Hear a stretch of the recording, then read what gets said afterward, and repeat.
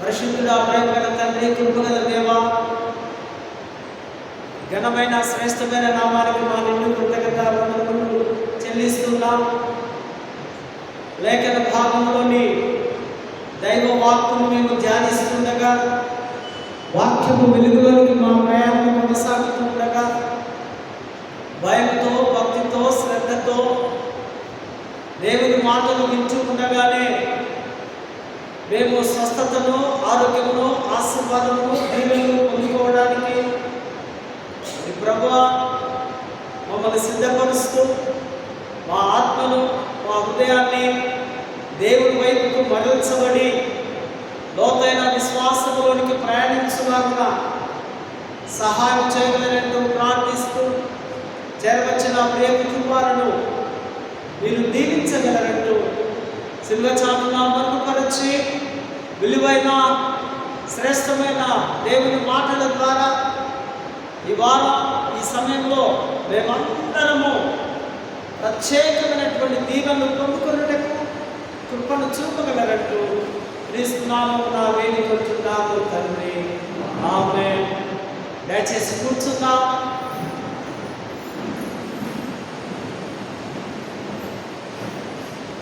దేవుని పరిశుద్ధ నామానికి మహిమ, ఘనత, ప్రభావములు చెల్లును గాక. ఈ మహా గొప్ప ధన్యత, ఈ గొప్ప భాగ్యం నాకు కలిగజేసినటువంటి అధ్యక్ష మండలపు పీఠాధిపతి గారైనటువంటి most reverend doctor professor Ruben Mark తండ్రి గారికి, అధ్యక్ష మండలపు vice chairman reverend doctor T Bhaskar Rai గారికి, అధ్యక్ష మండలపు DCC chairmans and clergy officers, అధ్యక్ష మండలంలో ఉన్న ప్రతి కుటుంబానికి యేసుక్రీస్తు ప్రత్యక్షమైనటువంటి శ్రేష్టమైనటువంటి ఘనమైనటువంటి నామములో వారికందరికీ నా శుభములు, దీవెనలు తెలియపరుస్తూ ఉన్నాను. అదేవిధంగా సిఎస్ఐఎస్సి చర్చ్ జగదిరిగుట్ట పాస్టేట్ పక్షముగా మరి పాస్టేట్లో ఉన్న ప్రతి కుటుంబం, కమిటీ నాయకులు, పెద్దలు, women ministry, Sunday school ministry, youth ministry, మీకందరూ కూడా మరొకసారి ఉదయకాల దైవ దీవెనలు, శుభములు తెలియపరుస్తూ ఉంటున్నాను. నేను ఎప్పటికీ చెప్పడం నాకు మాట ఇష్టం. కేవలం దేవుని కృప మన మీద ఉంది కనుక మనమందరము సజీవులంగా ఉన్నాం, ఉనికి కలిగి ఉన్నాం, ఊపిరి పీల్చుకొని ఉన్నాం. ఇదేదో మనం తినే మంచి ఆహారం కాదు, మంచి శుభ్రత కాదు, మంచి అలవాట్లు కావు. ఇది కేవలం మహాదేవుడి యొక్క కృప, దయాన్ని మీకు నేను ప్రత్యేకంగా ఈ సమయంలో జ్ఞాపకం చేస్తున్నా. సజీవులుగా ఉన్న మనం, క్రీస్తు రక్తంలో కట్టబడ్డ మనం, దేవుని కొరకే జీవిస్తున్నటువంటి మనం పరిశుద్ధ విశ్రాంతి దినమందు ప్రభు పాద సన్నిధానం దగ్గరికి రావాలి. దేవుడి సన్నిధానంలో, దేవుడి సంరక్షణలో, దేవుని రెక్కల చాటున మనం భద్రపరచబడి దేవుణ్ణి స్తుతిస్తూ, ఆరాధిస్తూ, గణపరుస్తూ, మహిమపరుస్తూ ఆయనను మాత్రమే మనం పూజించే వారముగా ఉండాలని మీకు నేను జ్ఞాపకం చేస్తున్నాను. దేవునితో మనం కలుసుకునే దినం ఈ పరిశుద్ధ విశ్రాంతి దినం. ఆ సిలువలో వేలాడుతున్న ప్రభు దగ్గరికి మనం వచ్చి మన అవసరతలు, మన అక్కర్లు, మన బాధలు, మన కష్టాలు, మన వేదనలు అన్నీ ప్రభువుకు మనము విజ్ఞాపన ప్రార్థనల ద్వారా చెప్పాలి. చూస్తున్న దేవుడు, వింటున్న దేవుడు, ఆలకిస్తున్న దేవుడు, ప్రేమగల దేవుడు మన విజ్ఞాపనలన్నీ విని మనకు ఏది అవసరత ఉందో, ఏది ఏ సమయంలో కావాలో ఆయన సమకూర్చే దేవుడని మనము గ్రహించవలసిన అవసరత ఉంది. క్రీస్తునందు ప్రేమైనటువంటి వారులారా, మరి వారం ఒక ప్రాముఖ్యమైనటువంటి అంశము మన పెద్దలు మనకు అనుగ్రహించున్నారు. అదే పరిశుద్ధాత్మ వాగ్దానంతో కూడిన ఆత్మీయ అంతర్య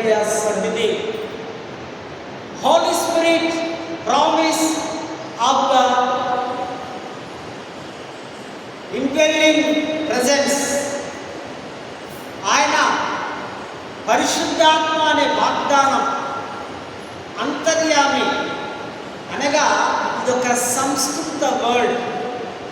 అంతం అనగా లోపల, యామి అనగా నియంత్రించువాడు లేదా పరిపాలించువాడు లేదా చూస్తున్నవాడు లేదా అధికారముగా ఉండేవాడు.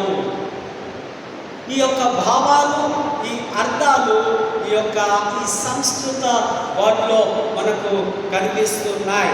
ఇది ప్రతి ప్రాణ హృదయములలో ఉండి వారిని నడిపించే దైవశక్తికి అంతర్యామి అని అంటారు.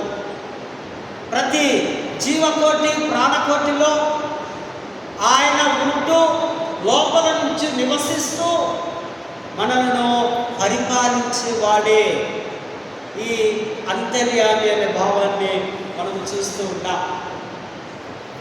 మీకు ఒక ఉదాహరణ చెప్తా. యేసు ప్రభు అంతటా అన్ని ప్రాంతాల్లో ఉండలేడు. ఉండేవాడంతా పరిశుద్ధాత్మ దేవుడే. అంటే మనకు తెలుసు, మార్తా మరియా బెతనీ పట్టణంలో వారి తమ్ముడు చనిపోగానే వారు అంటారు, ప్రభువా నువ్వు ఇక్కడ ఉంటే మా తమ్ముడు బ్రతికేవాడు. అంటే నువ్వు ఇక్కడ లేవు, నువ్వెక్కడో వేరే దూరంలో సేవకు దేవుని రాజ్య ప్రకటనకు వెళ్ళావు, నువ్వు లేకనే ఈయన చనిపోయి ఉన్నాడు. యేసు ప్రభు యొక్క విజన్, యేసు ప్రభు యొక్క గోల్, ఆయన యొక్క దృష్టి దేవుని రాజ్యము, తండ్రి రాజ్యము ప్రకటించడానికి. సో ఆయన వేర్వేరు ప్రదేశాల్లో ఉన్నాడు. కానీ పరిశుద్ధాత్మ దేవుడు జగదీరిగుట్టలో ఉన్నాడు, మెదక్లో ఉన్నాడు, మరి బొంబాయిలో ఉన్నాడు, ఢిల్లీలో ఉన్నాడు. ప్రపంచమంతా ఆయన ఒకే సమయంలో ఒకే చోట అందరితో కలిసి ఉండే దేవుడు. ఈ చిన్ని త్రిత్వంలో మూడవ దేవుడుగా పరిశుద్ధాత్మ దేవుడు మనం చూస్తున్నాం. మనము పరిశుద్ధాత్మను కలిగిన వారముగా ఉన్నాం. పరిశుద్ధాత్మ మన మీదకి వచ్చింది కనుక, పరిశుద్ధాత్మ దేవుడు మనలో నివసిస్తున్నాడు కనుక సిలువ రక్తములో మనం కడగబడి క్రీస్తు బిడ్డలుగా మార్చబడ్డాం. కనుకనే దేవాలయంలో కూర్చొని ఉన్నాం, కనుకనే దేవుని వాక్యం వింటున్నాం, కనుకనే దేవుడితో మన సహవాసం కొనసాగుతుంది. అవి లేకపోతే, పరిశుద్ధాత్మ మన సన్నిధి రాకపోతే మనము ఇక్కడ ఉండవలసిన అవసరం మనకు లేదు. సో ఈ పరిశుద్ధాత్మ దేవుడు అంతటా అన్ని వేళలో ఒకే సమయంలో ఉండే దేవుడని మనము అర్థం చేసుకోవాలి. మరొక ఉదాహరణ మనకు తెలుసు, లిమిటెడ్ టాక్ టైం. ఒక 100 రూపీస్ చేసుకున్నాం అనుకోండి, సెల్ ఫోన్ మొబైల్లో ఆ లిమిటెడ్ టైంలోనే వారమో 10 రోజుల్లోనేలో మాట్లాడండి అని చెప్తాడు.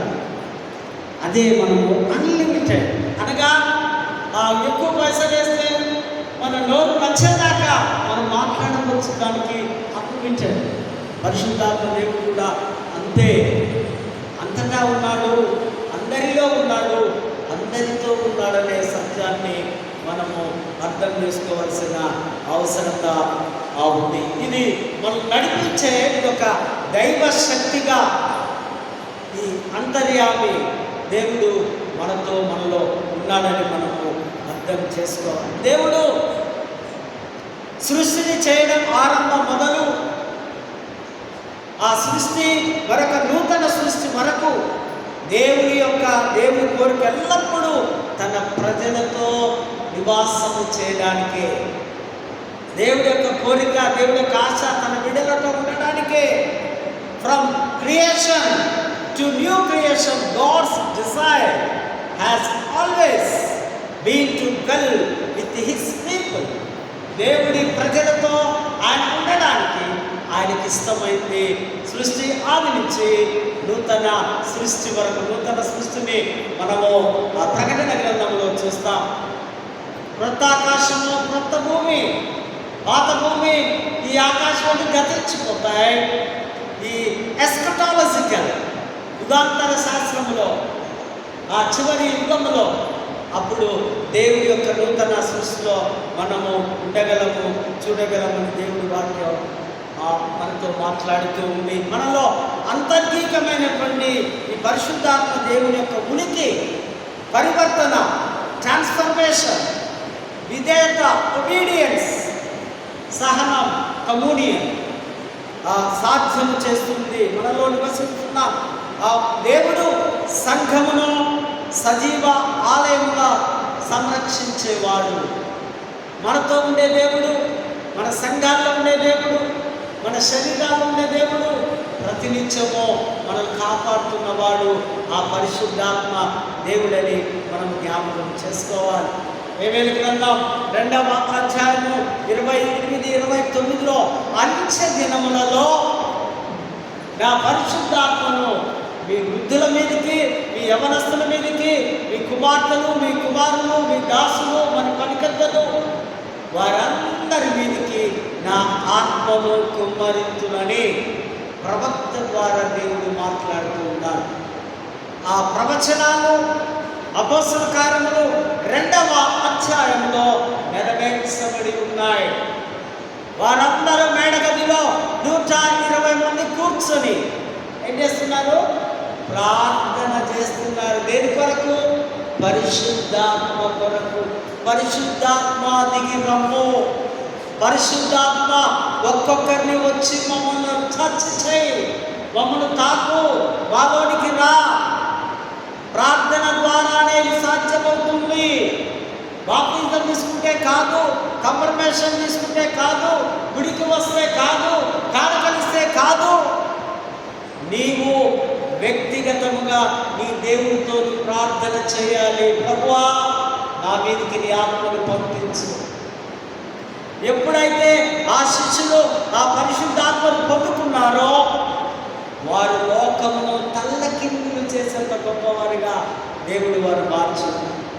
పిరికి వారిగా ఉన్న వారిని, భయంతో ఉన్నటువంటి ఆ శిష్యులను దేవుడు గొప్ప జ్యోతుల వలె, గొప్ప వాగ్ద శక్తిని పొందేవారుగా, వారు బోధిస్తూ ఉండగా, వారు ప్రార్థన చేస్తుండగా, వారు రోగులు ముడుతూ ఉండగా అద్భుతాలు చేసే శక్తి పరిశుద్ధాత్మ దేవుడు వారి మీదకి దిగి వచ్చింది.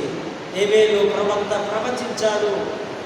అదే విధముగా అపోస్తల కార్యంలో అది నెరవేర్చబడి ఉన్నాయి. అపోస్తల మీదికి అది దిగి వచ్చింది అని దేవుడి వాక్యం సెలవిస్తుంది. అపోస్తల కార్యములు 2వ అధ్యాయము 4వ 38వ వచనములో కూడా మనం చూస్తే, మొదటిగా వారు మారుమనసు పొంది, తర్వాత రక్షింపబడి, తర్వాత బాప్తిజం తీసుకున్నప్పుడు వారి మీదికి పరిశుద్ధాత్మ దిగి వస్తుందని పౌలు రాస్తూ ఉన్నాడు. పౌలు ఎప్పుడైతే క్రీస్తుని గురించి వారికి వాక్యం బోధించాడో వారి హృదయము తెరవబడి ఇంచుమించు 3000 మంది వారు బాప్తిజం తీసుకున్నట్టుగా, వారు రక్షింపబడినట్టుగా మనము అపోస్తల కార్యము 2వ అధ్యాయంలో మనము చూస్తూ ఉన్నాం. కనుకనే మనము ఈ పరిశుద్ధాత్మ దేవుని కొరకు మనం కనిపెట్టుకొని ఎదురు చూస్తుండాలి.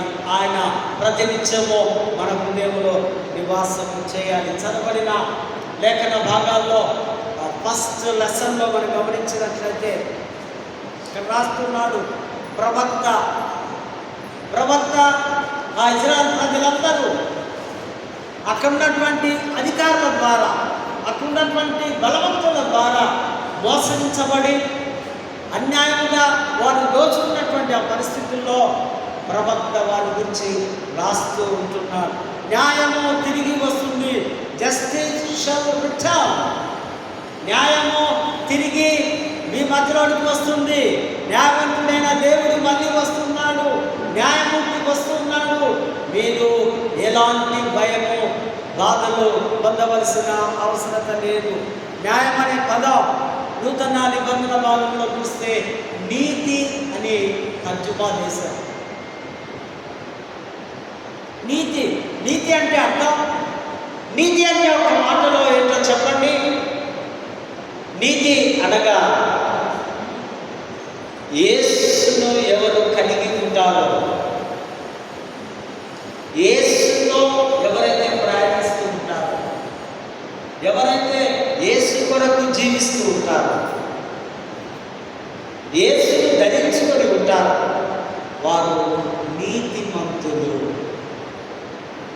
జీసస్ యొక్క క్యారెక్టర్స్, ఆ పరివర్తన, ఆ లక్షణం, ఆ స్వభావం, ఆయన ఉనికి, ఆయన ప్రేమ, ఆయన దీనత్వం, ఆయన దయాళుత్వం, ఆయన విధేయత ఎవరు కలిగి ఉంటారో వారు నీతిమంతుడు. అందుకే రోమిలకు రాసిన పత్రికలో పౌలు ఏమంటున్నాడు? నీతిమంతుడు ఒక్కడు లేడు ఆ సంఘంలో, ఆ దేశంలో. బైబిల్ ఎవరికి ఏ సందర్భంలో ఎవరెవరితో మాట్లాడుతుందో మనం అర్థం చేసుకోవాలి. పౌలు కాలంలో ఆ రోమా సంఘాలలో, ఆ రోమా దేశాలలో నీతిమంతులు లేరు. మన ఇండియాలో, మన హైదరాబాద్లో మనకు నీతిమంతులు ఉన్నారు. ఎట్లున్నారు? యేసులో సంపూర్ణంగా కలిగిన 1%, 2%, 3% ఉన్నారు కనుకనే దేవుని వాక్యాన్ని లోబడి దేవుణ్ణి వెంబడిస్తున్నారు. నీతి, న్యాయము, ప్రవక్త తన ప్రవచనాత్మక దర్శనంలో ఈ సత్యం ఈ ప్రజావీధుల్లో తిరుగుతుంది, తడబడుతుంది. న్యాయము చాలా దూరంగా ఉందని రాస్తూ ఉన్నాడు. అక్కడ ప్రజలను ఉద్దేశించి రాస్తున్నాడు. తన నిబంధనకు చిహ్నముగా తన ఆత్మను పంపుతూ ఉన్నాడు ప్రవక్త ద్వారా. దేవుని ఆత్మ అనేక మీద కుమ్మరించబడుతూ ఉంది. 16వ వచనంలో చూసినట్లయితే సంరక్షకులు లేకపోకుండా ఆయన చూచను, అంటే వారిని కాపాడేవాడు. ఇజ్రాయేల్ ప్రజలను తిరిగి ప్రభు దగ్గరికి తీసుకుని వచ్చేవాడు లేడు. దేవుని మాటలకు వారు దూరంగా ఉన్నారు, దేవునికి దగ్గరగా లేదు. దేవుడు ఇజ్రాయేల్ ప్రజల పాపం చూసి వారిని విడిపించే సంరక్షకుడు లేదు అని ఆయన తన ప్రవక్తలను పంపిస్తూ ఉన్నాడు. 17వ వచనంలో యెహోవా ఒక సిపాయిగా, ఒక సైనికుడుగా పోల్చబడుతూ ఉన్నాడు. 17వ వచనంలో ఈ పోరాటంలో కొరకు కవచము ధరించుకొని ఉన్నాడు ఆయన. సైనికులకు కవచము కావాలి, బుల్లెట్ ప్రూఫ్స్, అవి ధరించుకొని యుద్ధంలో వెళ్ళి యుద్ధము చేయడానికి ఈ విధముగా యెహోవా ధరించుకొని ఉన్నాడు. యుద్ధ సామగ్రి, శాశ్వతమైన పవిత్రత కలిగిన ప్రేమ యొక్క కవచం. ఈ కవచం పేరు ప్రేమ. ప్రేమ గలవాడు యెహోవా దేవుడు. ఈయన ఆ కవచనాన్ని ధరించుకొని నీతి అనే కవచముగా, రక్షణ అనే శిరస్త్రాలుగా, ప్రతిదండనను ఆ యొక్క వస్త్రముగా తన శత్రువుతో రౌద్రము చూపుతూ యుద్ధము చేయడానికి దేవుడు పంపిస్తూ ఉన్నాడు. 21వ వచనం, ఆ ఆత్మను, నా మాటలను తొలగిపోవు, నాది స్థిరమైనటువంటి నిబంధన, నా నిబంధన శాశ్వతమైనది, అవి ఎన్నడూ తొలగిపో. ఎవరైనా పాపం విడిచి మెస్సయ్యాను అంగీకరిస్తారో వారి మీదకి దేవుని ఆత్మ దిగి వస్తుందనే ఈ వాగ్దానం. దేవుని ఆత్మ రావాలంటే మొదటిగా నీలో ఉన్న భయంకరమైనటువంటి పాపం, భయంకరమైనటువంటి ఈర్ష, భయంకరమైనటువంటి స్వార్థము, ఇవన్నీ నువ్వు విడిచిపెడితే మెస్సయ్య నీ మీదకి వస్తాడు. మెస్సయ్య అనే యేసు నీ హృదయంలోనికి వచ్చినప్పుడు నువ్వు ఒక నూతన ఆత్మగా, నూతన శక్తిగా నువ్వు మార్చగలుగుతావు. పాపాన్ని ఎదుర్కోవడానికి, కంఫర్ట్ సిన్, మరి అదేవిధంగా న్యాయాన్ని పునర్నిర్మించడానికి, రిస్టోర్ జస్టిస్, అదేవిధంగా భవిష్యత్తు తరాలకు అధికారం ఇవ్వడానికి ఎంపవర్ ఫ్యూచర్ జనరేషన్ ఆత్మ ఇవ్వబడుతుంది. ఇవన్నిటి కొరకు దేవుని ఆత్మనికి ఇవ్వబడుతుంది. మీ సకల విలాసవంతమైనటువంటి నీ పాపాన్ని తొలగించడానికి, నీ కంఫర్ట్ సిన్ను తీసివేయడానికి ప్రభు ఆత్మ నీ మీదికి వస్తూ ఉంది. అదేవిధంగా నీకు అధికారం ఇవ్వడానికి, భవిష్యత్తులో తరాలకు, నీ పిల్లలకు దేవుడి యొక్క అధికారం ఇవ్వడం, దేవుడి యొక్క ఆత్మ ద్వారా ఆ శక్తిని పొందుకోవడానికి, ఫ్యూచర్ జనరేషన్ కొరకు ఆత్మ ఇవ్వబడుతూ ఉంది. హీబ్రూ భాషలో ఈ యొక్క పరిశుద్ధాత్మను చాలా విధాలుగా అంటున్నారు. రువా అంటే గాలి, శ్వాస, ఆత్మ. ఆత్మ, శ్వాస, గాలి. ఈ మాటలను మనము గమనిస్తున్న స్పిరిట్, బ్రీత్ అండ్ వైడ్. ఈ స్పిరిట్ దేవుడి ఆత్మ, దేవుడి ఆత్మ మనలో ఉంది. బ్రీత్, శ్వాస, దేవుడు మానం చేసినప్పుడు తన ఆత్మను, తన శ్వాసను ఉండడం. మరి గాలి కూడా ఆత్మ ద్వారా, గాలి కూడా పరిశుద్ధాత్మకు సూచనగా ఉంది. ఈ యొక్క క్రియేషన్, సృష్టి అంతా కూడా దేవుడి మాట ద్వారా, స్పర్శ ద్వారా కలిగినట్లుగా మనం చూస్తున్నాం. రెండవదిగా పునరుద్ధరణ, రెన్యువల్ ఆఫ్ లైఫ్. మన జీవితాలను పునరుద్ధరించడం దేవుడి ఆత్మ ద్వారానే జరుగుతుంది. నీతివంతమైన నాయకత్వం, రైచియస్నెస్ రూల్, ప్రవచనాత్మక న్యాయం, ప్రాఫిటికల్ జస్టిస్, మరియు దైవిక విజయం, డివైన్ విక్టరీ, ఇవన్నీ ఆత్మలో నిండి ఉన్నాయి. దైవిక విజయం కావాలంటే దేవుడి ఆత్మ మనకు కావాలి. రైచియస్నెస్ రూల్, ప్రవచనాత్మకమైనటువంటి సరైనటువంటి స్థితిలో న్యాయబద్ధంగా మనము బ్రతకాలన్నా మనకు దేవుడి ఆత్మ అవసరమని యొక్క దేవుడి వాక్యంతో మనకు మాట్లాడుతున్నాడు ప్రవక్త. కీర్తన కాలం రాసినటువంటి మాటలను మనం గమనిద్దాం. దేవుడి ద్వారా నేర్చుకుంటాం, లర్నింగ్ ఫ్రమ్ గాడ్. ఏదున్నా, ఏది కావాలన్నా మనము దేవుడి ద్వారా నేర్చుకోవాలి. 1:4-3 ఇది దావీదు కీర్తన. ఇదొక పశ్చాత్తాప కీర్తన. దేవాలయ పాపిని నన్ను కరుణించు, నేను చేతగాని వాడిని, ప్రభు నాకు సహాయం చేయి. పశ్చాత్తాపడుతూ దేవుడి సన్నిధానంలో మొరపెట్టే కీర్తన. ఇవి ఈ 7 పశ్చాత్తాప కీర్తనలు ఉన్నాయి. దావీదు రాసిన కీర్తనలు ఉన్నాయి. ఇవి ఒక సమూహానికి, ఒక గుంపుకు చెందినది. దావీదు తన శత్రువు తన మీదకి వచ్చినప్పుడు, తన కుటుంబ సభ్యులు తనతో వైరం కలిగి ఉన్నప్పుడు ఈ కీర్తనలు ఆయన రాస్తూ ఉన్నాడు. ఈ కీర్తనల భావమంతా ఒకటే, పశ్చాత్తాపము కలిగి ప్రభు పాదము దగ్గరికి రావడాన్ని మనం చూస్తున్నాం.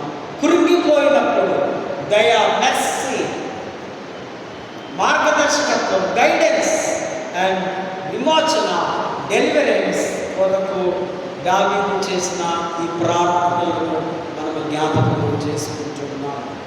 మొదటి 1-2 వచనంలో నిస్సహాయంలో ఉన్నటువంటి వారి ప్రార్థన, దేవుని దయ కోసం వర, దేవుని కృప లేకుండా ఎవరు దేవుని ముందు నీతిమంతులుగా తీర్చబడలేరని భక్తుడైన దావీదు రాస్తూ ఉన్నారు. 3-4 వచనాల్లో చీకటిలో ఆశ. నేను చీకటిలో ఉన్నా కానీ నాకు ఆశ ఉంది, నేను వెలుగుతో నింపబడతా. నా జీవితం, నా కుటుంబం చీకటిలో పడిపోయింది, కానీ ఆశకే ఉంది. ప్రభువా, ఇదిగో నీ దగ్గరికి వస్తున్నా, నన్ను వెలుగుతో నీవు నింపగలవు అని రాసి దావీదు ఆత్మ అలిగిపోయింది. అతని హృదయం నిరాశకు గురి అవుతుంది. తన ఆలోచనలు దేవుని గొప్ప పనుల వైపు ఆయన మళ్ళిస్తూ ఉన్నాడు. అదేవిధముగా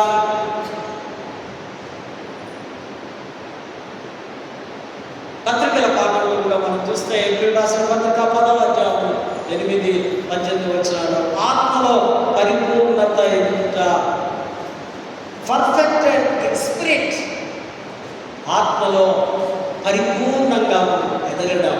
ఒక బాలుడు వయస్సు పెరుగుతున్న కొలది ఏ విధంగా యవన దశ, వృద్ధ దశ, ఈ విధంగా దశలోకి పెరుగుతూ ఎదుగుతూ ఉంటాడో, ఈ యొక్క ఆత్మలో పరిపూర్ణంగా విశ్వాసం ఎదగాలని భక్తులు రాస్తూ ఉంటున్నారు. ఈ ఆత్మలో పరిపూర్ణంగా పొందడానికి పాత నిబంధన ఆ కాలంలో చాలా బలులు అర్పించేవారు దేవుడికి. బలులకు ప్రాధాన్యత ఇవ్వడం జరిగింది. బలులు ప్రస్తావించడం, బలిని తప్పనిసరిగా చేయవలసిందే. బలి అర్పణ లేకుండా నీకేది లేదు, యాజకుడి దగ్గరికి రాకూడదు. నెంబర్ 1 బలి, దహన బలి, బర్త్ ఆఫరింగ్. లేవ్యాకరణం 1వ అధ్యాయం 1 10 వచనాలు మనం చూస్తాం. అగ్నికి ఆహుతి అయిన జంతువు దేవునికి పూర్తిగా లొంగిపోవడాన్ని సూచిస్తూ ఉంది. జంతు బలుల అర్పణ నీ కొరకు, నీవు చేసిన పాపములకు, తప్పులకు ఒక ప్రశస్తమైనటువంటి జంతువును నీవు బలిగా అర్పించాలి. Birth offering. నెంబర్ 2 పాప పరిహార బలి, సిన్ ఆఫరింగ్. పాపం చేస్తే బలి అర్పించాలి. కూడా లేవ్యాకరణం అంతా బలులే, అర్పణలే ఉన్నాయి అందులో. అవన్నీ ఆ బుక్స్ అంతా ఆ బుక్ చదివితే. సో అపరాధ భావంతో వ్యవహరించింది, కానీ మనస్సాక్షిని శాశ్వతంగా శుద్ధి చేయడం లేదు. ఈ బలులు టెంపరవరీగా అప్పటి మందమే నీకు ఉపశమనం ఇస్తుందేమో, కానీ శాశ్వతమైన నివారణ లేదు. శాశ్వతంగా నీ పాపము కడగబడడం లేదు. నెంబర్ 3 అపరాధ పరిహార బలి, గిల్ట్ ఆఫరింగ్. ఇది కూడా లేవ్యాకరణం 5వ అధ్యాయం చూస్తాం. దేవుడికి లేదా పొరుగు వారికి వ్యతిరేకంగా చేసిన నిర్దిష్ట నేరాలకు పరిహారంతో పాటు బలి అవసరం. బలిని సమర్పించడాన్ని ఇక్కడ మనము చూస్తున్నాం. దేవుడికి, పొరుగు వారికి వ్యతిరేకంగా నువ్వు ఏదైనా చేసుకుంటే నీవు వచ్చి ఇక్కడ గిల్ట్ ఆఫరింగ్ నీవు చెల్లించాలి అన్నాడు. నెంబర్ 4 సమాధాన బలి, పీస్ ఆఫరింగ్. లేవ్యాకరణం 3వ అధ్యాయంలో మనం చూస్తూ ఉంటున్నాం. దేవుడితో పునరుద్ధరించబడిన సహవాసాన్ని సూచిస్తుంది. ఇది కూడా శాశ్వత శాంతిని తీసుకురావడం లేదు. ఇది కూడా తాత్కాలికమే. పాత నిబంధన భాగాల్లో పదే బలులు అర్పించాలి. దానికి భిన్నంగా క్రీస్తు ఒకే ఒక పస్కా బలిగా నీ కొరకు, నా కొరకు ఆయన పరిశుద్ధ రక్తం చిందించడం ద్వారా పాపములకు విముక్తి, విమోచన, విడుదల కలిగి ఇప్పుడు ఆయన వలె, క్రీస్తును కోరిన వారు వలె క్రైస్తవ బిడ్డలు ఉన్నారన్న సత్యాన్ని హెబ్రీ గ్రంథకర్త తెలియపరుస్తున్నారు. 14వ వచనంలో సదాకాలములకు సంపూర్ణంగా చేసి ఉన్నాడు. ఈయన సంపూర్ణత బలి ద్వారా శిలువపై క్రీస్తు చేసిన అర్పణ దేవుని ద్వారా సంపూర్ణ రక్షణ శాశ్వతంగా శక్తి గలది. అది పరిశుద్ధపరచబడినది. అంటే ప్రస్తుతం జరుగుతున్న ప్రక్రియగా ఇది ఉంది. పాత నిబంధన బలులన్నీ అవి ఆచార కర్మకాండలకు గుర్తుగా ఉంటే, క్రీస్తు బలి మాత్రం మానవ జాతికి అంతటికి, లోకముకంతటికి ఆయన ఒకే ఒక బలిగా, పరిపూర్ణమైనటువంటి బలిగా ఆయన అర్పించాలని దేవుడి వాక్యంలో మనం చేస్తున్నాం. సువార్తల పాత్రలో కూడా మనం గమనించినట్లయితే యోహాను సువార్త 14వ అధ్యాయంలో I'm going preparation for space, నేను వెళుచున్నాను మీకు స్థలము సిద్ధపరచడానికి. నేను చోటుకు నేను మరలా వచ్చి మిమ్మల్ని తీసుకొని వెళతాను. It is universal promise, universal promise. ఇది ఏ భేదము లేదు, నీకు నాకే కాదు, మానవ జాతికి అంతటి దేవుడు ఇస్తున్న వాగ్దానం, నేనుంది చోటికి మిమ్మల్ని తీసుకొని వెళతాను, స్థలము సిద్ధపరచడానికి వెళుతున్నాను, మీ హృదయాలను కలవరపరచనీయకుడి, ఇదిగో మిమ్మల్ని నేను అనాథలుగా వదిలివేయను, నాట్ లిఫ్ట్ ఆర్ఫన్గా అనాథలుగా నేను వదిలేదు. ఇది పరిశుద్ధాత్మ గురించిన వాగ్దానం. Holy spirit promise. మనం ప్రామిస్ కార్డ్స్ ఎప్పుడు తీసుకుంటాం? డిసెంబర్ 31 చాలా భద్రపరచుకుంటాం. But not correct. Every Sunday it is holy promise card. దేవుని ప్రతి వాగ్దానం, బైబిల్లో కొన్ని వేల వాగ్దానాలు ఉన్నాయి, కొన్ని వేల ఆశీర్వాదాలు ఉన్నాయి, కొన్ని వేల దీవెనలు ఉన్నాయి. ఏది కావాలంటే అది నీవు అడిగి తీసుకోవాలి. బావిలో నీరు చేతినట్టుగా ఒక్కొక్క ఆశీర్వాదం నీ బిడ్డల కొరకు, నీ కొరకు, ఆరోగ్యం కొరకు, ఆహారం కొరకు, ఆవశ్యం కొరకు, నీ సంఘం కొరకు, పొరుగువారి కొరకు, రక్షణ కొరకు నీవు మెల్లమెల్లగా ఒక్కొక్క మొక్కను నీరు తోడినట్టుగా ప్రభువును అడిగి తీసుకోవాలి. ఆశీర్వాదం అడుగుడి మీకు ఇవ్వబడును. నువ్వు ఏది అడిగితే అది దేవుడు ఇవ్వడానికి సిద్ధంగా. నా నామమున మీరు ఏది అడిగితే అది మీకు నేను ఇస్తా. ఇదొక వాగ్దానం, దేవుడి వాగ్దానాలు. ఈ ప్రామిస్లు ఆశాపాశం కావు. ఈ పరిశుద్ధ గ్రంథంలో రాయబడిన దేవుడి మాటలు నీవు నేను రాసుకున్నవి కావు, నీవు నేను మర్చిపోయేవి కావు, నీవు నేను వచ్చితేనే అనుకున్నవి కావు. ఇది హోలీ స్పిరిట్ దేవుడు రాయించిన మాటలు. నీకు ఏ వాగ్దానం కావాలో, ఏ ఆశీర్వాదం కావాలో మీరు తీసుకోవాలి, ప్రభువుని అడిగి తీసుకోవాలి. శిష్యులకు ఆదరణకరమైనటువంటి మాటలు చెప్తూ వారు అంటున్నాడు, అయ్యా బాబు, నేను వెళ్ళవలసిన అవసరత టైం వచ్చింది, నేను వెళ్ళిపోవడం మంచిది, నేను వెళ్ళిపోతే మీకు ఒక లాభం వస్తుంది. నేను వెళుతూ నాలో ఉన్న శక్తికరమైనటువంటి, నాలో ఉన్నటువంటి ఆ విప్లవాత్మకరమైనటువంటి శక్తి గల దేవుడు, పరిశుద్ధాత్మ దేవుని అనబడే ఆదరణకర్తను పారాక్లెటోస్ అన్నారు గ్రీకులో. పారాక్లెటోస్ అనగా ఆదరించేవాడు, సంరక్షించేవాడు, సహాయం చేసేవాడు, మార్గదర్శకుడు. కష్టాల్లో, ఇబ్బందుల్లో, బాధల్లో ఉన్నప్పుడు మన చుట్టూ మనతో ఉండేవాడు. ఒక మాటలో చెప్పాలంటే మన లోపల ఉండి కూడా నీకేం కావాలి? 2 o'clock అవుతుందా, నీకు భోజనము సిద్ధపరుస్తున్నాను, గో ఈట్. రేపు 10:30 అవుతుందా, ఇదిగో నీకు నేను నిద్రను పంపిస్తున్నాను, గో స్లీప్. నీ అవసరతలన్నీ దేవుడు తీర్చడానికి పారాక్లెటోస్, ఆదరణకర్తను అనే ఆత్మలో మనకు ఇస్తూ ఉన్నారు. ఆయనకు 4 అర్థాలు ఉన్నాయి. నెంబర్ 1, ఆయన న్యాయవాది, అడ్వకేట్. అన్యాయంగా గురయ్యావా? అన్యాయంగా నిన్ను ఎవరైనా దోచుకుంటున్నారా? అన్యాయపు జీవితంలో నువ్వు జీవించాలని ఇష్టపడుతున్నావా? అప్పుడు ఈయన అడ్వకేట్గా, న్యాయపతిగా, న్యాయవంతుడిగా నీతో ఉంటాడు. నెంబర్ 2, హెల్పర్, సహాయం చేస్తాడు ఆయన. కొన్నిసార్లు మనకు సహాయం కావాలి. మన VBSలో మన ఫుడ్ కొరకు ఎంతోమంది వారి హస్తాన్ని చాపి ఉంచి సహాయం చేయాలి. బిడ్డల కొరకు, స్టాఫ్ కొరకు, వచ్చిన వాళ్ళకందరికీ భోజనము సమకూర్చాలని సహాయం చేయాలి.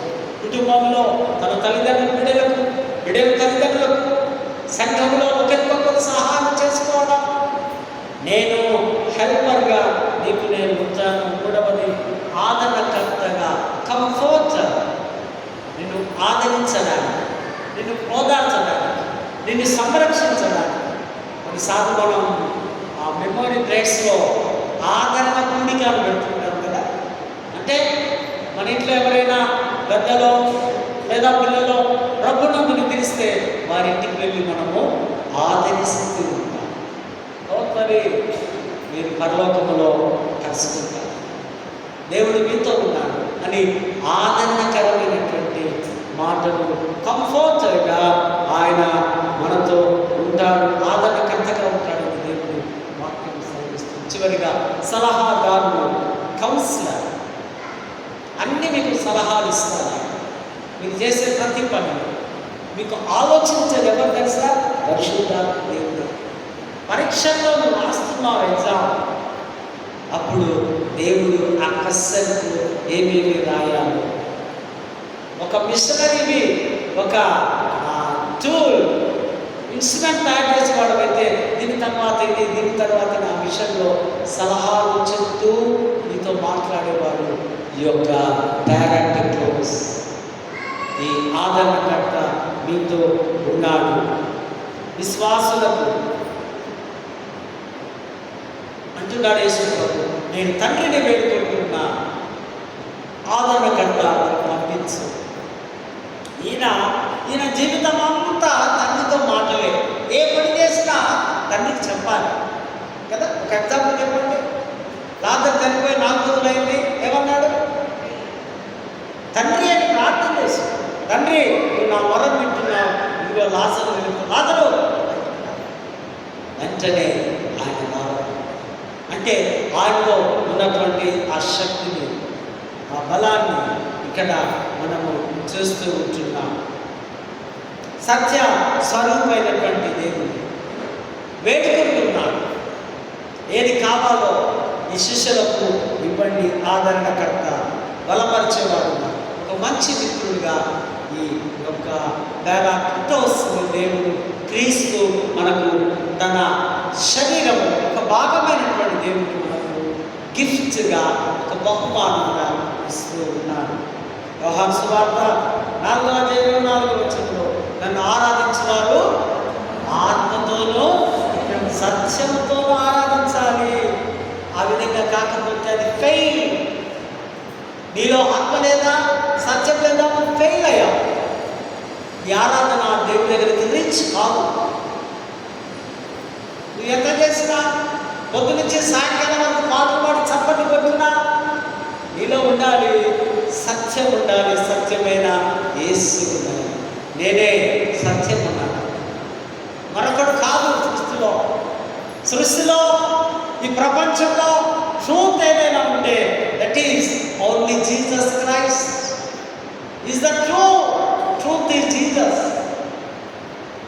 సత్యము, ఆత్మ, స్పిరిట్ అండ్ ట్రూత్ ఉన్నప్పుడే నీకు అది చెల్లుతుంది.